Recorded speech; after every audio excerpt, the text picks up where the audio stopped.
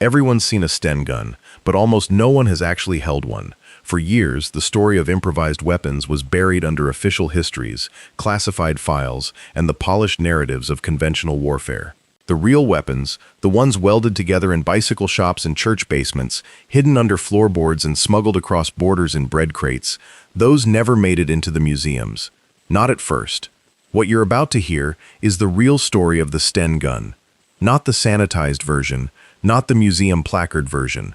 This is the story of a weapon so crude, so cheap, and so dangerously simple that military engineers were embarrassed by it, generals questioned it, and soldiers loved it anyway. And in the hands of resistance fighters from occupied France to the jungles of Southeast Asia, it became the single most important improvised firearm in modern history. If you've ever wanted to understand how wars are actually fought, not in press releases, not in strategy rooms, but on the ground, in the mud, in the dark, with nothing but grit and whatever metal you could find, then stay with this. And if you want more stories like this one, stories that go deeper than the textbooks, hit subscribe right now. Because this is the kind of history that most channels don't bother to tell. Let's start at the beginning, and the beginning is not pretty. It's 1940. Britain has just survived one of the most catastrophic military retreats in its entire history, Dunkirk. Over 330,000 Allied soldiers were evacuated from the beaches of northern France in a desperate, chaotic scramble that the British government tried to spin as a miracle. And in some ways it was. The men survived. But everything else, the guns, the vehicles, the ammunition, the equipment, was left behind. Scattered on the beaches, sunk in the Channel, or captured by advancing German forces. The British Army came home alive, but it came home nearly naked, and the wolf was at the door. Germany at that point controlled most of Western Europe. France had fallen. The Low Countries were occupied. Norway was gone. The entire western coastline of Europe, from the Arctic Circle down to the Spanish border, was under Nazi control. And across the English Channel, Hitler's forces were preparing for Operation Sea Lion, the invasion of Britain itself. Winston Churchill stood in front of Parliament and made the famous speech about fighting on the beaches, fighting on the landing grounds, fighting in the fields and in the streets. Beautiful words, inspiring words. But you can't fight on the beaches with words. You need weapons, and Britain didn't have them. The numbers tell the story brutally. After Dunkirk, the British Army had roughly 600,000 rifles left, but to defend the entire island against an expected German invasion, military planners estimated they needed close to 1.8 million. They had around 2,500 Bren light machine guns in serviceable condition. They needed upward of 80,000. They had barely enough submachine guns to equip one full division, and the Home Guard, the civilian militia that Churchill was now arming and organizing to resist invasion, were drilling with broomsticks and pitchforks, actual pitchforks. This wasn't a metaphor. This was Tuesday morning in rural England in the summer of 1940. So the War Office did what desperate governments do. They put out a call. Find us something, anything. And two men answered that call in a way that nobody expected. Their names were Reginald Shepherd and Harold Turpin. Shepherd was a major in the Royal Small Arms Factory at Enfield, north of London. Turpin was the superintendent of design there. The third name in the story is Enfield itself, the factory. And the weapon they were about to create would take its name from the first letters of each. S for Shepherd, T for Turpin, EN for Enfield. Sten. Their brief was almost insultingly simple. Design a submachine gun that could be built with minimal materials, minimal tooling, minimal skill, and minimal money. It needed to be produced at scale, fast, by people who had never built a weapon before, in factories that were already overloaded. It needed to fire the standard 9mm parabellum round, which was already in production and, critically, was also used by the Germans, meaning captured ammunition could be used directly. And it needed to cost almost nothing. They pulled it off. The first Sten gun was completed in 1941, and when engineers and military officials looked at it for the first time, many of them thought it was a joke. The Sten Mark I was a submachine gun that looked like it had been assembled from spare parts in a hurry, because it essentially had been. The barrel was a simple steel tube. The receiver was another tube. The stock was a wire frame bent into a rough shoulder rest. The pistol grip was a pressed steel housing. The magazine fed from the side, horizontally, because there wasn't enough room to feed it from underneath without making the whole weapon taller and more awkward. The safety was rudimentary. The trigger group was basic. And the whole thing, from the tip of the barrel to the end of the stock, weighed just over 7 pounds when loaded. Unloaded, some versions came in at barely 6 pounds. It was lighter than a bag of groceries. But here is the number that made governments sit up and take notice. The Sten Mark I cost approximately 2 pounds 10 shillings to produce. In today's money, roughly $150. Some later marks, particularly the Mark II and Mark III, drove that cost down even further. Reports from the time indicated that the Mark III was being produced for as little as 2 pounds, around $120 to $130 in today's value. For comparison, the Thompson submachine gun that American forces were using cost somewhere between $200 and $500 to manufacture in the same era. The British Army had been importing Thompsons from the United States at enormous cost before Sten production began. The Sten cost less than a good dinner. Manufacturing time was equally staggering. A single Sten could be produced in approximately 5 man-hours of labor. The Thompson required closer to 70 to 80 man-hours. British factories that had never built firearms before were retooled almost overnight. Small machine shops, car repair garages, furniture manufacturers, metalwork businesses, all of them were pressed into service producing Sten components. The guns were assembled in distributed networks of small workshops, with different parts made in different locations and brought together for final assembly. This decentralized production system was itself a stroke of genius. If the Germans bombed one factory, production didn't stop. There was no single factory to bomb. The Sten was made everywhere by everyone all at once. By 1942, British factories were producing roughly 47,000 Sten guns per week. In the entire war, more than 4 million Sten guns were manufactured. Some estimates put the number closer to 4.6 million. For a weapon designed in desperation and embarrassment, those numbers are extraordinary. But production numbers don't tell the full story, and the full story is where it gets genuinely remarkable. The Sten had problems. Serious, potentially lethal problems. And these weren't minor inconveniences. They were the kinds of flaws that could get you killed, sometimes not by the enemy. The most notorious issue was accidental discharge.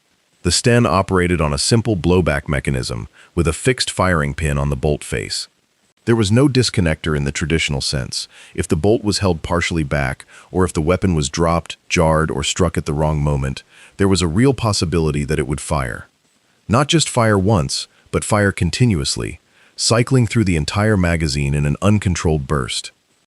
Soldiers came up with an unofficial safety practice of carrying the weapon with the bolt forward on an empty chamber, or rotating the bolt handle into a notch in the receiver that held it back. Neither solution was ideal. The magazine feed was another persistent headache. The horizontal side feed magazine, which held 32 rounds of 9mm, had a double-stack single-feed design that jammed regularly, especially when dirty or heavily loaded. Experienced users learned to load only 28 or 30 rounds instead of the full 32 to reduce spring tension and improve reliability. This was the kind of knowledge that got passed soldier to soldier in whispers, not printed in any manual. Dirt, mud, and debris were also problematic. The Sten had minimal tolerance for poor conditions. Sand, grit, water, or carbon fouling could cause stoppages at the worst possible moments. And yet, for all of this, the soldiers who carried it, particularly the resistance fighters who received it, often defended it fiercely, because the Sten did something that mattered more than perfection. It worked well enough, often enough, and it could be fixed by anyone who could hold a wrench. This is the part of the Sten's story that most histories skip past too quickly, and it deserves much more attention than it usually gets. By 1942, the British Special Operations Executive, the SOE, was running covert supply operations across occupied Europe. The SOE had been created at Churchill's direct instruction in 1940, with a simple mandate: set Europe ablaze.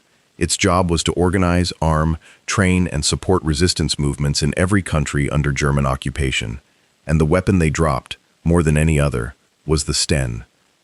The logic was sound and brutal at the same time. Resistance fighters couldn't carry large, heavy weapons. They were not soldiers in the traditional sense. They were farmers, teachers, factory workers, students, priests. They needed something small, concealable, lightweight. They needed something that could be stripped down and hidden under a floorboard or inside a wall cavity. They needed something that could be quickly assembled in the dark. And they needed something that fired the same ammunition that German soldiers carried. because that ammunition was available everywhere in occupied Europe while British ammunition was not. The Sten ticked every one of those boxes. Its cylindrical receiver could be disassembled into several components that looked, individually, like pieces of pipe or scrap metal. Resistance fighters disassembled their Stens and hid the parts in different locations, reassembling them only when needed. Some went into bicycle frames. Some went into hollowed-out books or tool handles. Some were wrapped in oilcloth and buried in garden beds. The Germans were looking for weapons. They rarely recognized individual Sten components for what they were.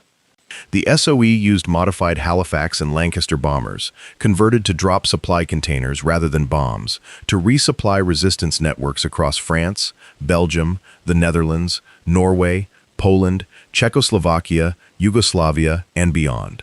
These containers, cylindrical and padded, were dropped by parachute at night into prearranged fields where resistance members waited with nothing but torchlight to find them. Inside these containers, packed in grease and wrapped in cloth, were Stens. Thousands and thousands of Stens. In France alone, by the time of the D-Day landings in June 1944, the French resistance, the Maquis, had received enough Stens to arm a small conventional army.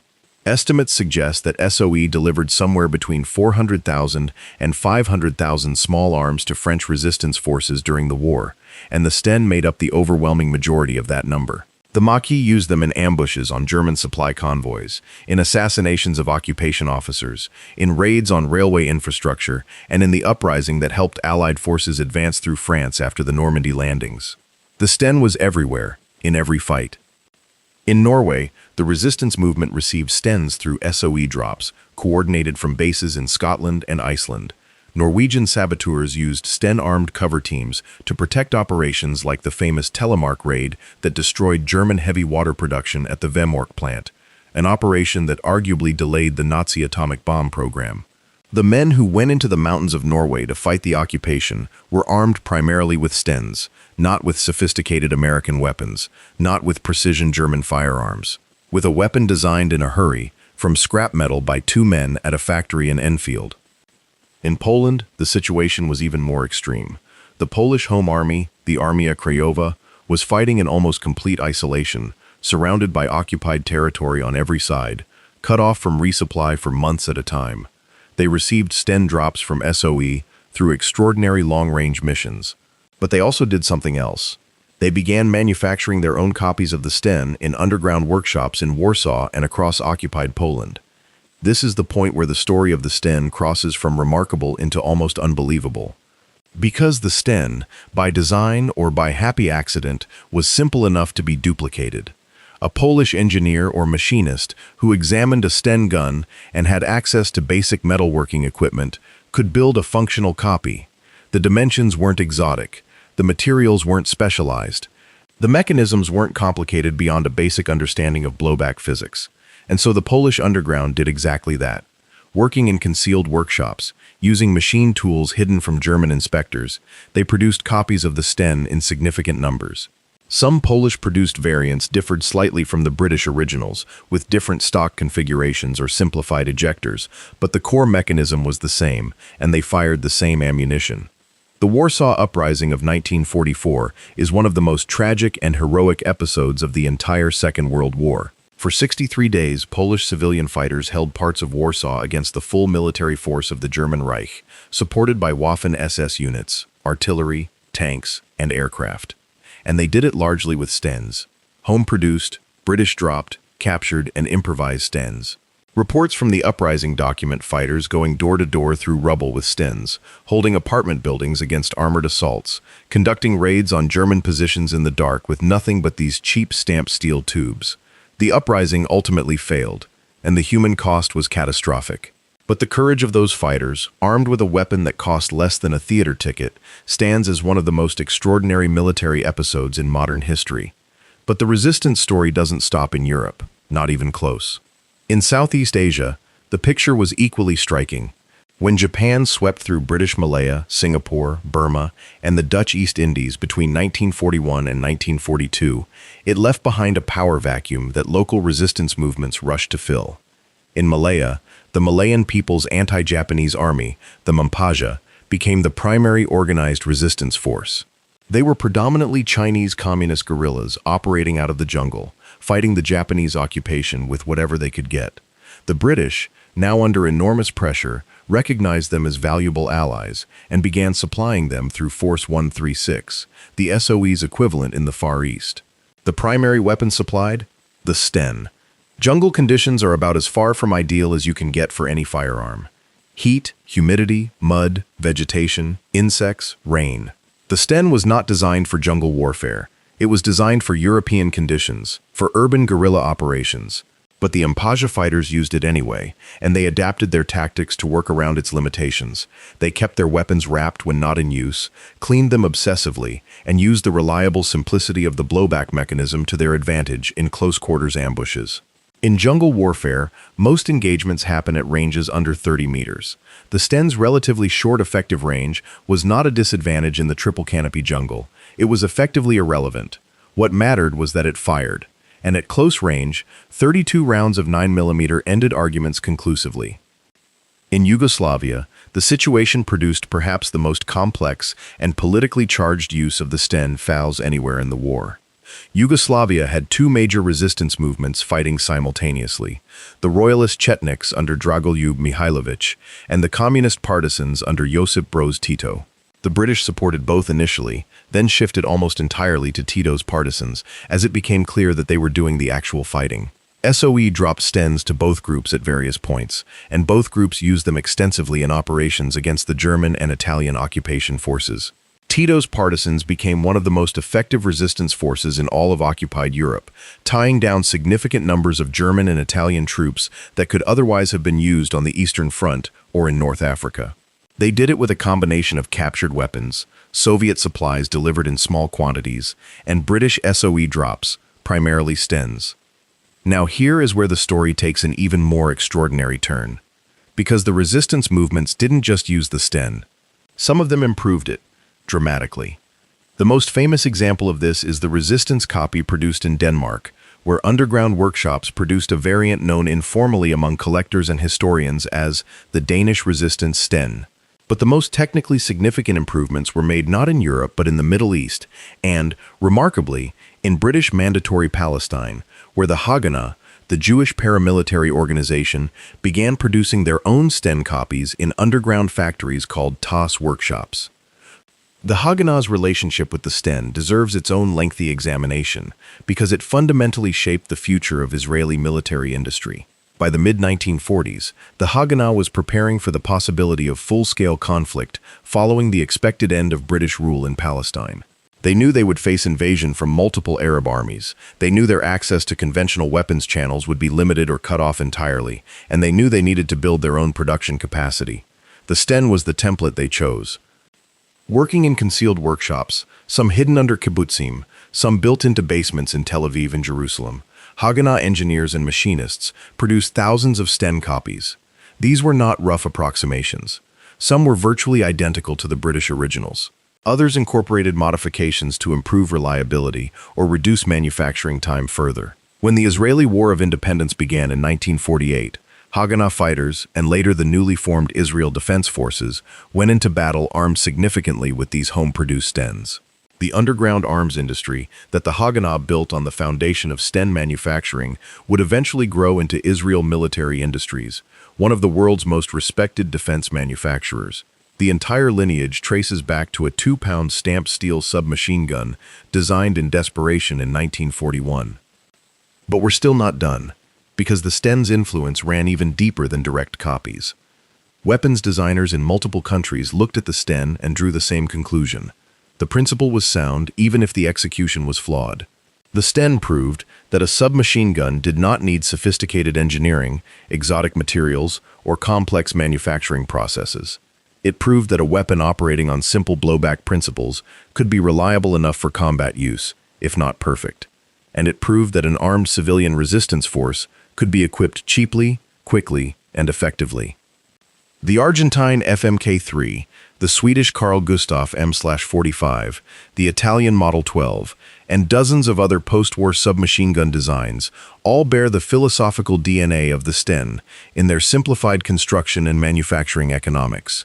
Even the Uzi, arguably the most famous submachine gun of the latter half of the 20th century, owes a conceptual debt to the Sten. Its designer, Uziel Gal, was working within an Israeli military tradition that had been shaped, foundationally, by Sten manufacturing. The Uzi's welded steel receiver, its simplified construction, its emphasis on reliability under poor conditions, all of these reflect lessons learned from years of producing and using Stens in Palestinian workshops. The Germans, too, looked at the Sten and reacted, not with admiration at first, with contempt. German propaganda dismissed the Sten as a primitive weapon suitable only for terrorists and criminals, which told you something about how much they feared it in resistance hands. But by late in the war, as Germany faced critical material shortages and the need to arm Volkssturm units and irregular forces, German engineers produced their own simplified submachine gun, the Volkssturmgewehr and the MP 3008, which was in effect a direct copy of the Sten Mark II, with minor modifications. Germany, in its final desperate months, built copies of the weapon it had publicly ridiculed. The irony was not lost on anyone. The weapon that German propaganda called a gangster's tool was good enough to copy when the chips were down. Now let's talk about the specific marks of the Sten, because not all Stens were equal, and the evolution of the design across its various marks tells the story of how a desperate wartime improvisation gradually became a refined, if still simple, weapon system. The Mark I, first produced in 1941, was the most complex of all the variants. It had a two-piece barrel jacket, a rudimentary muzzle compensator, and a folding handle beneath the barrel. It was slightly heavier and more elaborate than its successors. Only a relatively small number were made before engineers realized that the additional complexity was wasteful and that the compensator and jacket offered minimal actual benefit in combat. The Mark II became the definitive Sten, the one that most people picture when they hear the name. It stripped away almost everything non-essential. The barrel jacket was replaced by a simple sleeve. The stock was reduced to the bare minimum wire frame. The trigger group was simplified further. The magazine housing was made removable and could rotate forward to act as a dust cover for the ejection port when the weapon was being stored or transported disassembled. This was the weapon dropped to resistance fighters across Europe, and it's the one that was copied most widely. Its simplicity was its genius. The Mark III went further still. The receiver and barrel jacket were combined into a single welded steel tube, reducing the number of components and manufacturing steps even further. This was the weapon produced at the absolute lowest cost. Sterling Armaments Company, one of the major Sten manufacturers, could turn out Mark IIs at extraordinary rates from relatively modest factory setups. The Mark V was the premium version, the one given to regular British airborne troops and commandos who might actually complain loudly enough for headquarters to care. It incorporated a wooden pistol grip and a wooden stock taken from the Lee Enfield rifle, making it more comfortable to hold and shoulder. It also added a proper bayonet lug for the standard No. 4 spike bayonet, because apparently someone thought that a cheap blowback submachine gun should also be bayonet capable. The Mark V looked more like a real weapon and less like a plumber's nightmare, but mechanically, it was the same action as every other Sten. There was also the Mark I IS, a suppressed version with an integral sound moderator used by SONU operatives and special forces for clandestine operations. The suppressed Sten was used for assassinations, for quietly eliminating sentries, for covert entries into secured locations. It wasn't as silent as Hollywood suppressors, but it was significantly quieter than an unsuppressed firearm, and it reduced muzzle flash as well. SOE operatives in occupied Europe carried suppressed Stens on some of the most dangerous missions of the war, and the weapon's compact size made it concealable under a coat. Here's a detail that most histories gloss over, and it matters deeply. The people who used the Sten in resistance operations were not trained soldiers. They were ordinary civilians who had been given a weapon and a rough manual, or, more often, a brief verbal demonstration from an SOE operative. The learning curve had to be almost non-existent, and remarkably, it was. The Sten could be field-stripped by anyone with basic mechanical understanding in a matter of minutes. Loading the magazine was straightforward, if you knew the trick of not filling it all the way. Clearing a stoppage followed a simple, immediate action drill. The whole operation of the weapon was, by design, intuitively graspable. This matters because it speaks to a principle of guerrilla warfare that strategists and planners had to learn from scratch in the 1940s. The weapon does not need to be perfect. It needs to be good enough, and it needs to be usable by people who have farms to tend, children to hide, and occupation authorities to avoid. The Sten was perfectly calibrated for that reality, almost accidentally, because the constraints that produced its simplicity were the same constraints faced by the fighters who would use it. Let's put some more specific numbers on the resistance supply picture, because the scale is genuinely staggering. SOE deliveries to occupied Europe included approximately 47 million rounds of 9mm ammunition, most of it delivered to go with Sten guns. The organization ran over 1,000 individual arms supply missions into France alone. Total deliveries to all resistance networks over the course of the war included over 600,000 small arms, of which Stens formed the absolute majority. Norwegian resistance received roughly 53,000 Stens through SOE operations. The Belgian resistance received tens of thousands more. Yugoslav partisans received over 100,000 small arms through SOE, with Stens dominating the mix. The Greek resistance, fighting in extraordinarily difficult mountain terrain, received Stens as their primary weapon. Each one of those weapons represents a person, a farmer from the Dordogne who buried his Sten under the chicken coop and waited for the signal to move, a student in Brussels who carried disassembled components in a school satchel across a German checkpoint, a Norwegian fisherman who met a boat in the dark and transferred crates of components to a hiding place in the hills above his village, a Polish machinist who worked by candlelight in a cellar, shaping metal on a hand lathe, producing components for weapons he would never hold finished in his hands, because he was caught and shot before the uprising began. The Sten is not just a weapon, it is a monument to those people, to what they were willing to do with almost nothing, to the gap between what they had and what they needed, and how they closed that gap anyway. Now, it's important to be honest about the Sten's failures too, not in the metaphorical sense, but in the specific, documented, and sometimes tragic sense of weapons failing at critical moments. There are accounts from resistance fighters in France of Stens jamming during ambushes, forcing fighters to abandon operations or retreat in disorder. The accidental discharge problem claimed lives on multiple occasions, including several documented cases of friendly fire incidents, and at least one famous account from the Italian partisan campaign where a Sten that was jostled in a truck fired into a crowded vehicle, killing 2 fighters. German reports from operations against resistance groups occasionally noted finding dead fighters whose Stens had failed to fire, with jammed rounds in the chamber. But here is the perspective that matters. These failures did not make the Sten a bad weapon in the context of what it was. They made it an imperfect weapon in a situation where any weapon was better than no weapon. The alternative was not a Thompson or an MP40. The alternative was a pitchfork, a kitchen knife, or bare hands. Evaluated against that alternative, the Sten's 80 or 85% reliability rate in suboptimal conditions was not a failure. It was a miracle. The SOE officers who ran the supply operations understood this clearly. Their after-action reports, many of which have been declassified and are now held in the National Archives in Kew, consistently describe the Sten as adequate for resistance purposes. Not ideal, not preferred, adequate. And in the brutal mathematics of underground warfare, adequate is enough.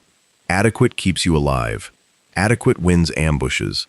Adequate holds a checkpoint long enough for the saboteurs to get clear. Adequate is the difference between a resistance movement that functions and a resistance movement that has been rolled up and shot.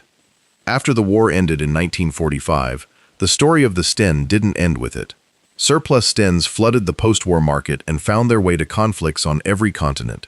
The Greek Civil War, fought between the government forces and communist insurgents between 1946 and 1949, saw both sides using Stens from wartime stocks.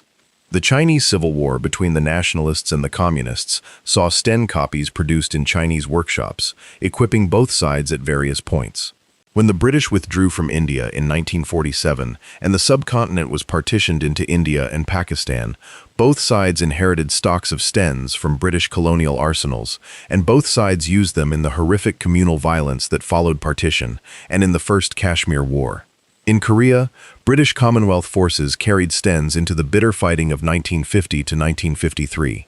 In Malaya, the same Mampanja fighters whom the British had armed with Stens during the Japanese occupation became the core of the Malayan Communist Party's armed wing during the Malayan Emergency, and they were using some of those same weapons, now 10 years old, against the British forces who had originally supplied them.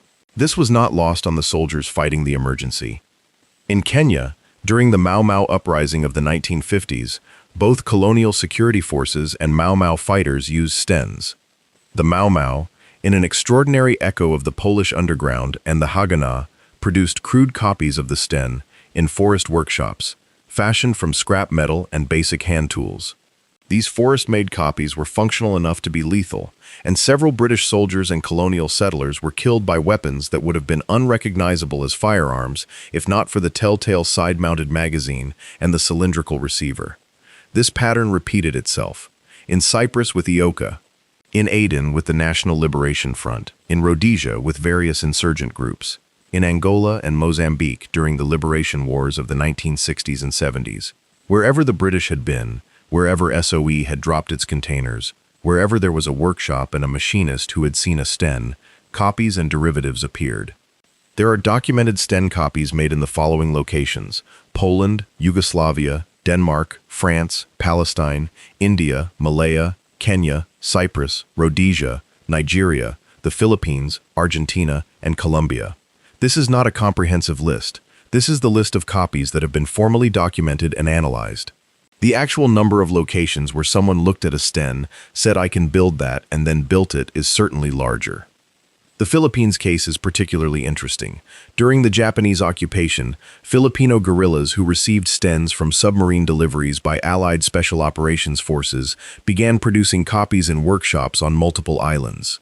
After liberation, these manufacturing skills were retained, and improvised firearms production became a persistent feature of Philippine gunsmithing culture that continues to this day in places like Danao City and Cebu, where artisan gunsmiths produce a staggering variety of improvised firearms for local markets and, regrettably, for organized crime. The lineage of that industry traces back in part to wartime Sten copies.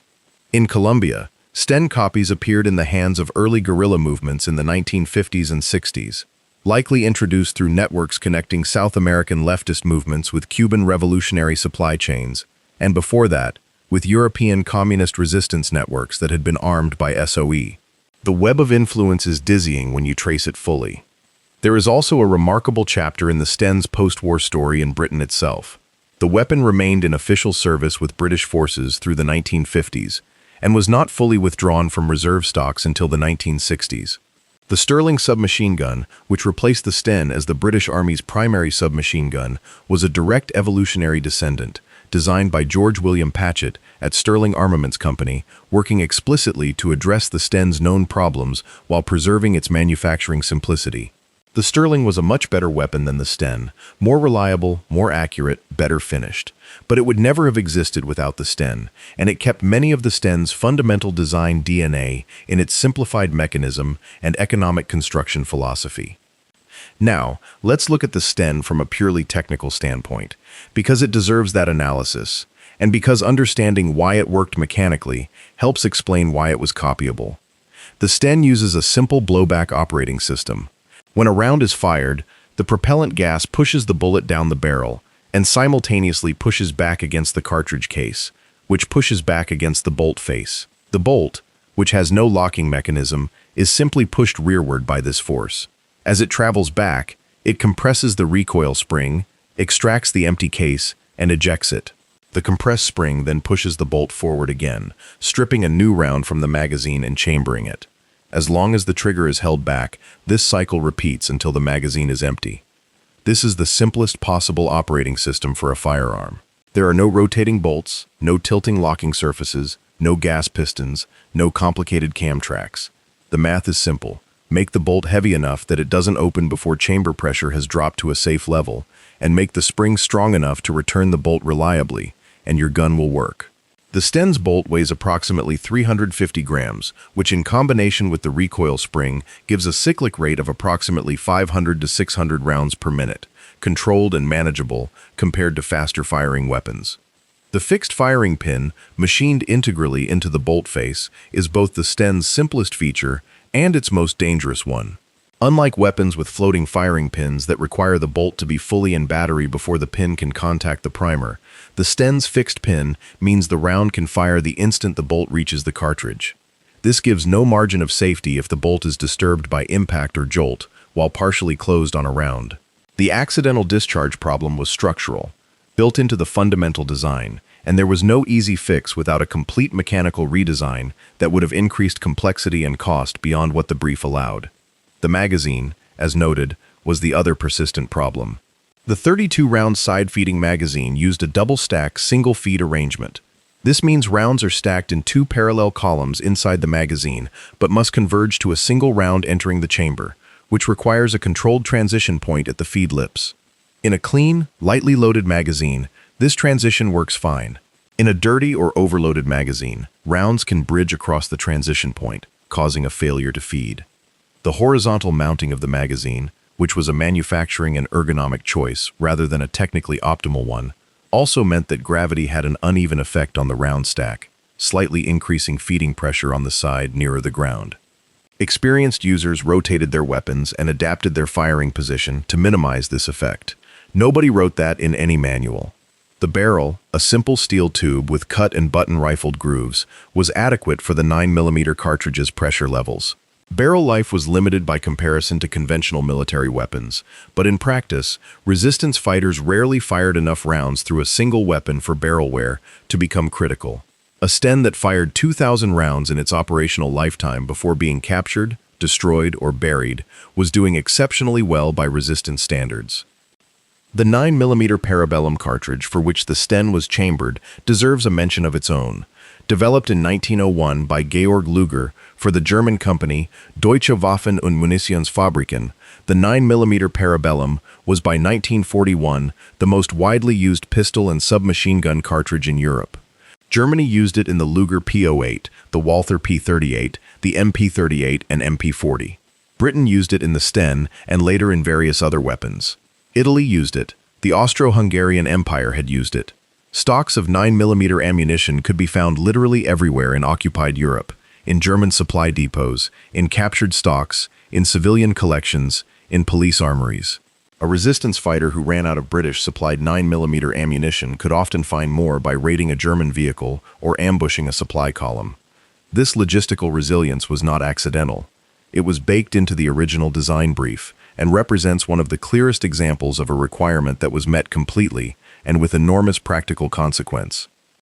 Let's spend some time with the people who actually carried these weapons, because the statistics and the technical analysis can only take you so far. The real history of the Sten is a human history. Consider a composite portrait drawn from documented resistance accounts. It is the winter of 1943, somewhere in the Languedoc region of southern France. A group of Maquis fighters, 7 of them, are waiting in a ditch beside a secondary road. They have been waiting for 4 hours. 3 of them carry Stens, 2 have Bren guns that were dropped 6 months ago and have already been repaired twice. 1 has a Sten modified so clumsily that the magazine housing binds if the temperature drops below 5 degrees, and 1 has a revolver that belonged to his father in the last war. They are waiting for a German truck that their network has confirmed will carry payroll for the local occupation garrison. The truck comes. The ambush is sprung. The 2 Bren guns fire first, taking out the cab. 3 of the Stens open up on the canvas-covered cargo section. 1 jams after 4 rounds, the classic failure to feed on an overfilled magazine. Its carrier draws a knife and holds his position anyway. The 2 working Stens pour their magazines into the truck. 12 seconds after the ambush begins, it's over. 4 Germans are dead. The payroll, roughly 200,000 francs in occupation currency, changes hands. The Maquis melt into the tree line. 6 of them make it back to the safe house. 1 doesn't, caught by a motorcycle patrol that arrives earlier than expected. That ambush is one of thousands. The Stens used in it are indistinguishable from 100 others dropped into France, but the lives they changed, the fear they sowed in occupation forces, the small victories they accumulated into something that ultimately mattered, those are singular. That is what £2 and 10 shillings bought in 1943. Or consider the account of a Danish resistance member, documented after the war, who described receiving a Sten drop in the following terms.